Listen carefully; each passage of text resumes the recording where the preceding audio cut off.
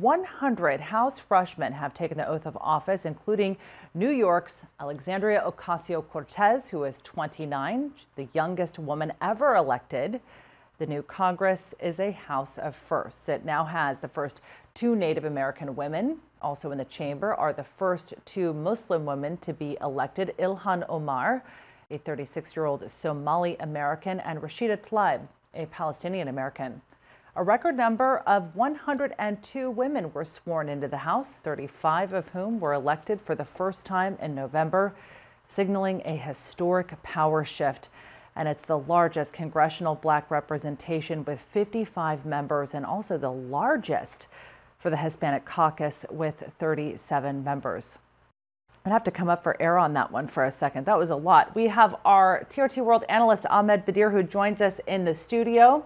But he's not just an analyst, he's also the founder of the organization called United Voices for America. And you, sir, have been extremely instrumental in some of the history that we have witnessed today with Ilhan Omar and Rashida Tlaib basically getting Congress more representative of the Muslim community. Right. I mean, I started an organization years ago, 10 years ago, with that idea to have our government look more like our population, that it wasn't diverse enough, that Congress was this, bastion of white people, white privilege, white rich people, and didn't include enough of the new Americans, the minorities, the people of color.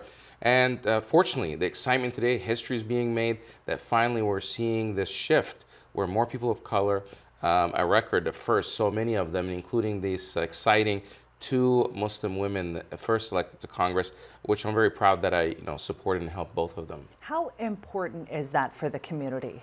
It's so important because when you're a minority community and you don't see someone that looks like you representing you, it kind of alienates the community. They feel like this government is not, they're not part of this government is not part of them, and it's not empowering. And we wanted to change that. So it's not enough to just say, well, the government and the people in power are not listening to us. The idea is to empower the community, to make sure to say, hey, we have to run and pursue these positions as well, and pursue it. And now we're seeing more and more empowerment. And then we have successes like this, and it inspires so many people. Just like President Obama inspired so many African Americans to run for office, these two Muslim women are now inspiring so many Muslims to run for office.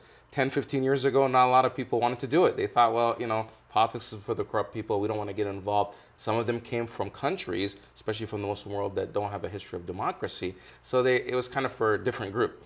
But now with this, it's inspiring so many people to be involved. So I've been following your social media all day, which has been so exciting. You actually caught up with Representative Alexandria Ocasio-Cortez, a Democratic from New York. You were walking. If we could roll that video, actually, if you could just. You were walking with her, asking her questions. I mean, what was it like just to see the excitement? She's so approachable. She's so down to earth. I met her a couple of years ago at this convention when no one knew her. People were not lining up to take pictures. She wasn't in the media on a daily basis. But the person I saw today was the same person. Like they said, they're not coming to play. They're coming here to fulfill their mandate. They came with a vision. They're not going to play by the politics of the political establishment. People like Rashida Tlaib saying that, she's not going to go on this pro-Israel AIPAC trip that all freshmen go on to. She's going to create her own trip that goes to Palestine, and other people are applauding her. So these people are game changers.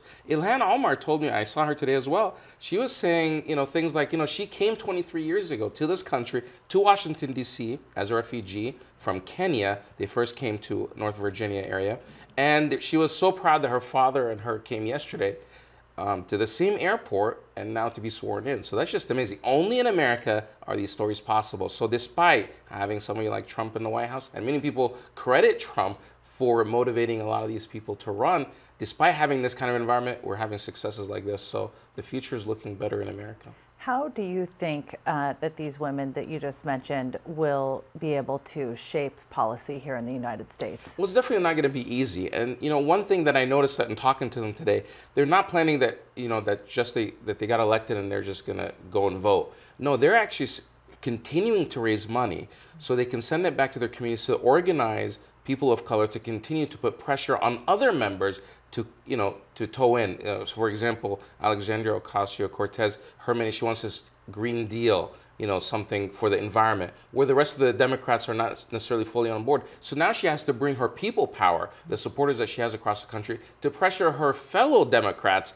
to do the right thing. So that's some of the things that they're going to have to do. It's not going to be easy. It's going to take a lot of work, and they're going to try to also recruit other like-minded individuals that share their values within their own party, so they can help them in future, sessions. Oh, well, a historical day indeed. Ahmed Bedier, thanks for giving us a glimpse into history. Appreciate you being with us. Thank you so much.